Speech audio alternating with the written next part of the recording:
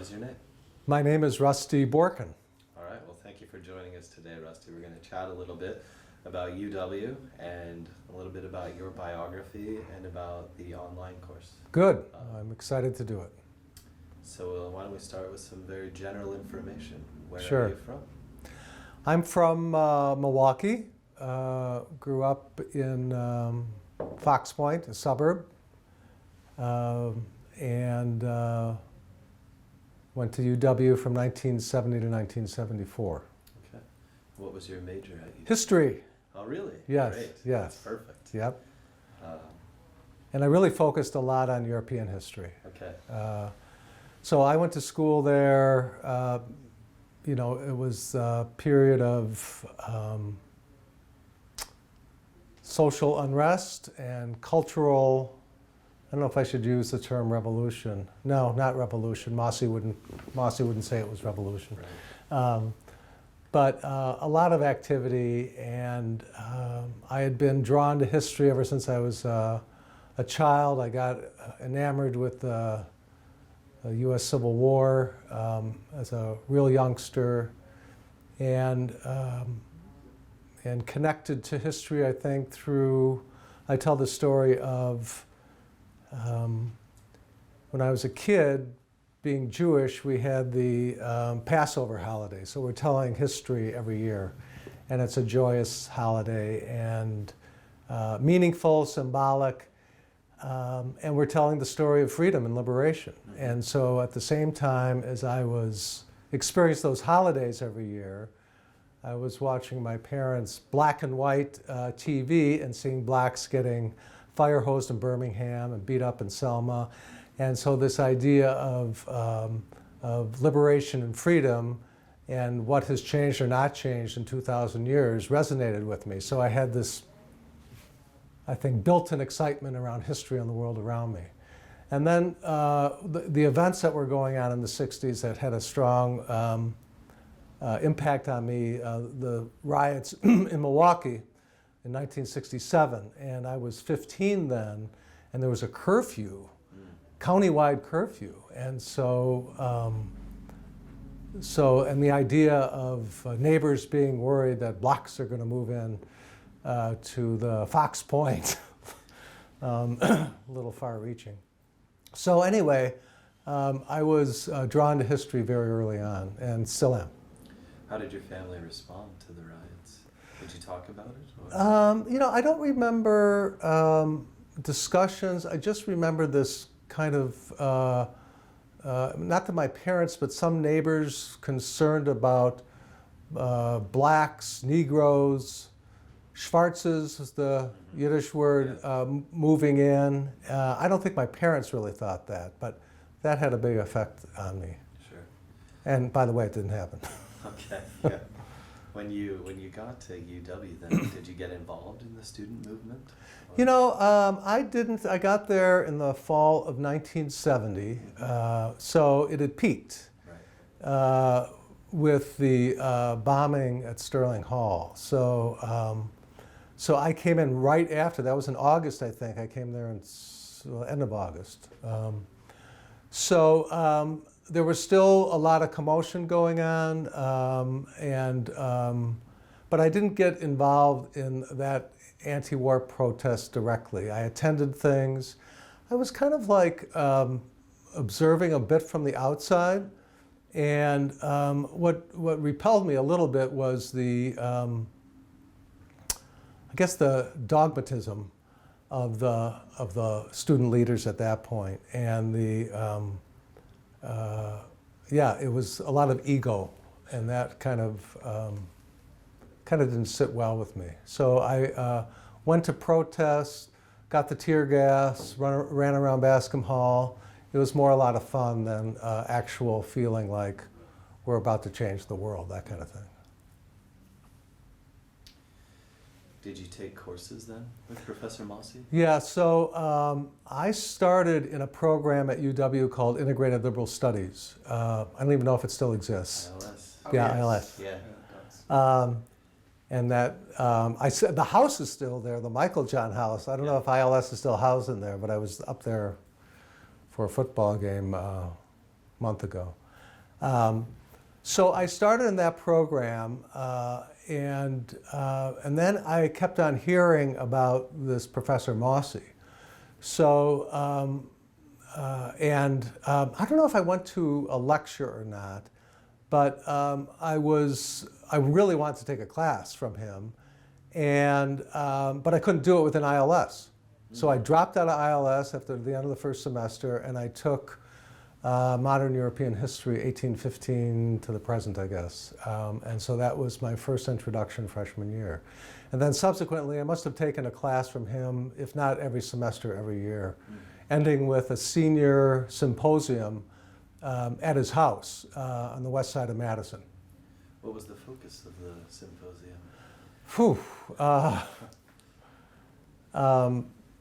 I don't remember, besides it being something to do with European history, but I remember I co-wrote a paper with a friend of mine that was taking it, who was also up at the Madison reunion. And I think he's taken the class, a guy named Mark Schumo. I don't know if you remember that name from registration. And we wrote a paper on the German-American Bund in Milwaukee. And so it was a great subject, but we didn't do a very good job. I think I got a B on it. That's still pretty good, I think. Yeah, a B from George was pretty good. Oh, well, okay, I feel better now after all these years. Yeah, top grader. Yeah. So you met Schnitzy? Met Schnutzy. We met, sat in his living room. Schnutzy would be dragging around a bone, and it was just delightful. I mean, Professor Mosse was a very approachable guy, and both in lecture and then afterward. We spent a number of hours after lecture hanging out at the Memorial Union and the cafeteria. And I don't remember really topics of conversations, I just remember the experience. Sure, that's great. So he was very accessible he was formidable as a teacher, but accessible as a person.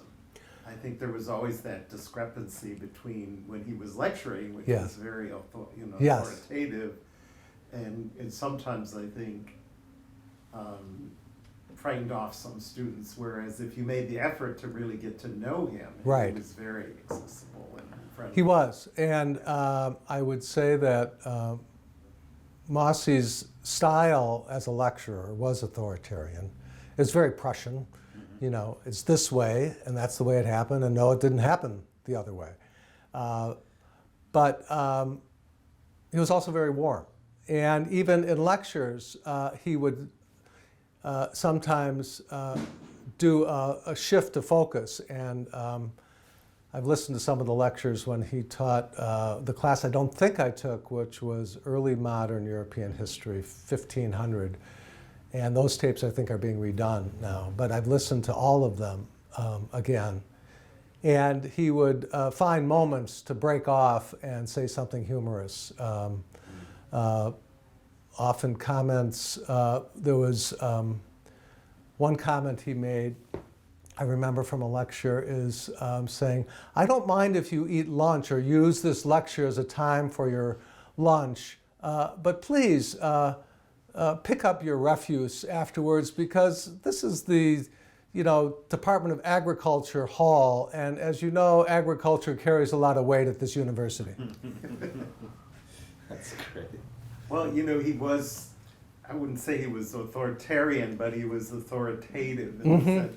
And what he was trying to do was to get you to argue with him, essentially. He loved people. He tested, he tried to get you to disagree. Yes. And that's hard. It is with someone like him. 18 years right. old. I didn't. Yeah. So after you graduated, how did your history degree influence your subsequent career? Well, I was seriously considering going into graduate school in history. And I remember talking to Professor Mossy about that. And he said, you're going to have to learn French and German. And that just killed it for me because I wasn't about to begin learning French and German to the extent that I'd have to be able to read it and write it, and let alone speak it. So I took the easy route out and went into my father's business back in Milwaukee, selling industrial tools to machine shops and small factories. But the study of history, reading history books, has been with me ever since. I think that understanding how history works and the dialectic has helped me deal with the world around me. And I think even today, when we're entering what is a kind of unique time in history in my life, understanding that these kinds of periods have occurred before, maybe not with the same forces working, but history working. And I remember from another one of those lectures, he said, you know, at one point Mossy said, everything is history. And I agree with that. Yeah. Yeah, everything is history. Right? Yeah. And what man is, only history tells. All right, let's jump into let's sort of switch gears and talk a little bit about the class. Yep. How did you hear about the class? I heard about it from my friend and old classmate, Mark Schumo, who had taken the class, I think a year ago, maybe. And we had gotten together, and he mentioned it, and so I explored it and looked into it. Great. So he must have been in the European Cultural History course. Well, Does that didn't you sound teach this class, this racism class, last Yeah. fall? Right. I think he was in that. In that pilot version? Was that the pilot? Yeah. Oh, I didn't know it was a pilot. Yeah, Okay. It was a very small group. Okay. And they expanded it for the Okay, so when I took it, it was the second time out? Yeah, Oh, that okay, was so he sort of- took the pilot. Okay. Okay, Great. yeah. All right, so which lecture from Racism, Anti-Semitism, and the Fate of Liberalism stood out most to you? Well, you know, there was a couple that I think stood out, and I don't remember which ones they were in sequence, but the one that really dove into the mechanics of implementation of Nazi ideology, and the way the Nazis used the divisions within the Jewish society, and the way they manipulated people to really fight one another in order to reach their goal, which was the elimination of all Jews. So just the reality of that and reading that and hearing him talk through that in a very kind of logical way was powerful, and really struck me. And it was hard to, and I think I wrote this in my reflection from that class. So that was I think one of the most powerful lectures. Another lecture, and I don't think it was in the same one, was I thought was when he was really funny, and this is where he kind of takes on a different. He's still authoritative, but so when he talked about being in Milwaukee and talking to some Jewish leaders, and the Jewish leaders were all concerned about rising anti-Semitism and what they can do about it, and they were wringing their hands. He said, I'm trying to remember now. It'll come back to me. He said to these Jewish leaders in Milwaukee, stop kvetching and beat them up. Yeah. So, beat up the anti-Semite. Yeah. What? Yeah, beat up the anti-Semite. Yes, right. Stop fetching and beat them up. Yeah. So that I just burst out laughing, hearing that. And then the other time was was, I think it was in the same lecture, he was talking about the importance of agrarian life and living on the farm, and how many nations build up their mythology around the land and working on a farm and small farmers. And he said, what could be more silly? You're going to be a better person because you've worked on a farm versus worked in a city. And then he talked about being forced to pick potatoes as a child. He said it's ridiculous. Yeah. So I'm not getting the verbiage right, but the idea of his school that if they picked potatoes, they would have better character. Mhm. If they had to go right, on, like, build your character yeah. through picking potatoes. Right. Nonsense. Yeah, there's no Nonsense, he link to it, said. Yeah. That's great. But he said it's true. And the earth, well, and land and the soil is very important in most nations' ideology. Absolutely. The violence of racism, that's the lecture you were talking about Yeah. at first. That entire class is full of this tension between these U.S., mostly Jewish students, Yes. with the Holocaust in living memory, looking at the Holocaust through a very American lens, Mm. not understanding why European Jews didn't resist or Right. fight back in a systematic way, why Right. they would accept this. And so that's what I really like in that lecture, is how he delves into Yeah. the Czech Jews aren't talking to the German Jews. Right. They're not talking to the Hungarians. Right. There's no unified thing here. Right. They're from different social classes. Right. There are tensions within the camps. Right. There was no monolithic Jewish culture, Exactly. and therefore there could be no monolithic Jewish resistance. Right. But it's a Nazi myth that Right. there was such a thing, Right, which is right. part of the tension through the class. Right. Because he's really trying to show that Right. this is sort of a racialized assumption you Right. have about a community that doesn't make any sense. Right. Right. It's not how they see themselves. Right. And I think that, and I made that comment in my reflection on that class, that we have it today. Yeah. I mean, Sheldon Adelson is a Jew, and he supports Trump, and he supports the current leadership in Israel. I'm a Jew, and I don't support those. In fact, are on the other end of the spectrum. Right. So, Yeah, it's an imagination. right, it's an imagination. Yeah, it's crazy. But there's enough reality there, Right. stereotype, Oh yeah. to make it meaningful, to Yeah. make it powerful, And to mobilize people. and to mobilize, right? Absolutely. Yeah. I was struck in that lecture by how passionate George was about that subject, Mm-hmm. and that this really was the first time he taught Jewish history specifically in this one course devoted to Jewish history. And you could really tell that he wasn't using any kind of notes, that he had really absorbed this material, and he really was passionate about conveying this to Mhm. students who frankly didn't know much about the Holocaust, because in those days that wasn't really as well known as it is now. And I think the students were quite shocked by it. Right, because the Holocaust is known by those students, including me, as 6 million were killed. That's it.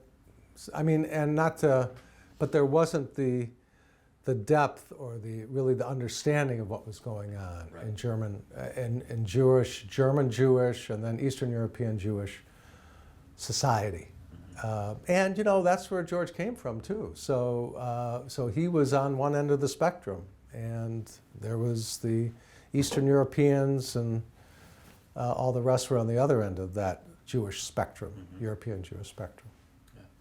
Well, it sounds like your engagement with history and with UW really was formative in your life and your post UW career. What did you do with your life?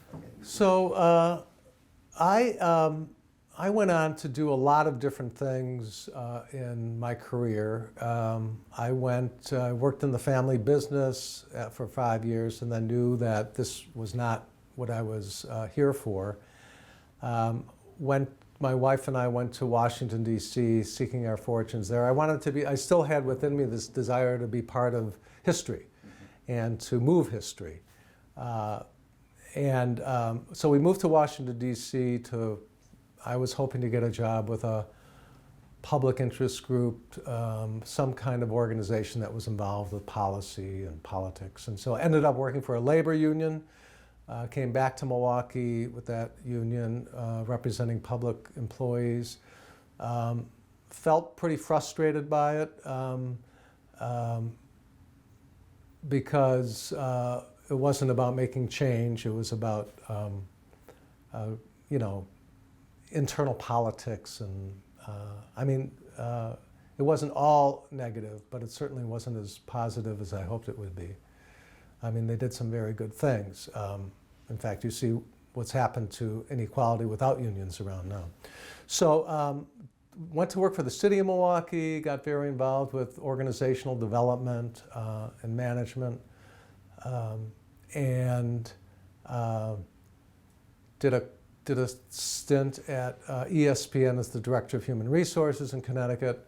And all this time trying to at least be part of the community I was in, hoping to be a change, volunteering, on boards, helping with a local election, and feeling pretty frustrated that the change wasn't happening. Moved the family back to Milwaukee to work in a marketing and design firm. And then I got approached by an individual who was starting an organization.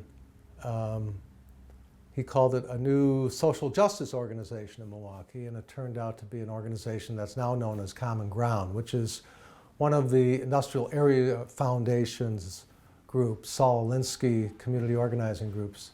And I got active as a volunteer and then ultimately went on staff to do organizing work. And I think I learned a lot about people and emotion and what drives people and how you have to, and this connects back to Mossy's analysis. In one of his, I don't know if it was a lecture or a interview in one of the newspapers we read, he made the comment that everything is psychoanalysis. And organizing is psychoanalysis. So you're touching people's emotion. You're looking for that anger. You're looking for people that have that, sometimes the term is called cold anger. What moves them? What moves people to act? And it's not logic, it's emotion. Yeah. So that ties directly back to Mossy's teaching. Right. And so, did that and then semi-retired and now am involved with community wealth building, which is the idea of how do we do economic development from the ground up rather than from the top down. I did have a piece of me during college that I wouldn't say I was an economic determinist, but I really felt like economic factors were undervalued in terms of what moves history. And so I think it's obviously a combination of the culture and the economics. And the ideas drive the economics, though. But power rests in economics a lot. And so how do we build new institutions in this country that can democratize the economy? And I feel like that is where I'm at right now in trying to move that. And I think that all traces back to this understanding of history and what are the levers that move things. Yeah, absolutely. And I guess my last question is whether or not the class helped you better understand racism and anti-Semitism. Yeah, the class really helped me not only understand racism and anti-Semitism better, but it helped me understand the world around us better. And so when you look at what's happening in this country and the divisions that are pulling us apart, when you look what's happening in Europe and the divisions that are pulling those countries apart, understanding how racism as an ideology affects people, and how it really dominates other factors. We're supposedly in a booming economy, right? You look at the stock market highs, and yet people are pulled apart like never before. Well, there's also inequality like never before. So, so that inequality is interacting with the ideas of racism and the other and stereotypes. And so it's helping me to understand it.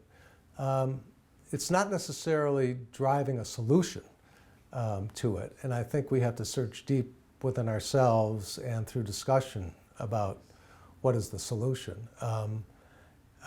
You know, Professor Mossy, I think, didn't propose a solution to things. I know that he was active, and I learned this in the course, he was active in democratic politics. That never came out in his lectures, which was fine. But you know, what destroyed Nazism was a world war, as well as fascism. So what's the solution for the current dilemma?